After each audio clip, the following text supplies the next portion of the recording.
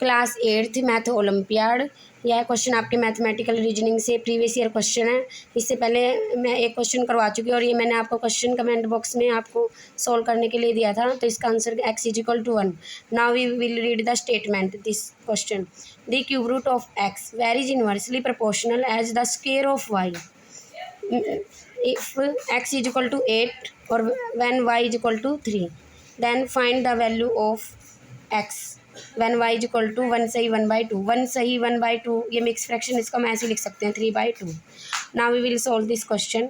Firstly cube root of x varies inversely proportional the square of y इसको हम कैसे लिख सकते हैं, यानी कि क्यूब रूट में कोई भी क्यूब रूट में कैसे लिख सकते हैं हम x क्यूब रूट यानी कि 1/3 inversely proportional to square of y यानी कि y का स्क्वायर।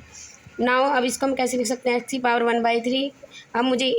अब हमने इसको हटाकर क्या करना है इक्वल, और इसकी जगह पे क्या आ जाएगा k को हम बोलते हैं कांस्टेंट और ये एज इट इज 1/y²।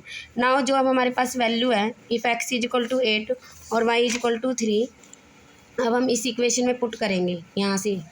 अब यहाँ से x की वैल्यू मैंने यहाँ पहले ऑलरेडी पुट कर दिया है। x की वैल्यू क्या है 8 यहाँ से, और y की वैल्यू कितनी है 3। यहाँ y की जगह क्या रख दिया 3। x की वैल्यू 8 और y की वैल्यू 3। यहाँ y का स्क्वायर है तो 3 का भी स्क्वायर।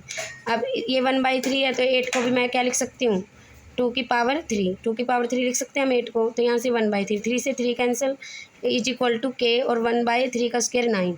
अब यहाँ से मुझे क्या निकालना है k की वैल्यू। अब देखो यहाँ 3 से 3 कैंसिल हो गया ये। अब यहाँ क्या बचा 2⁻1 और = k 1/9। अब यहाँ से k निकालना है मुझे, तो k और 9 कहाँ चला जाएगा, फिर उधर रिवर्स मल्टीप्लाई हो जाएगा। तो k की वैल्यू क्या हो जाएगी यहाँ से 18।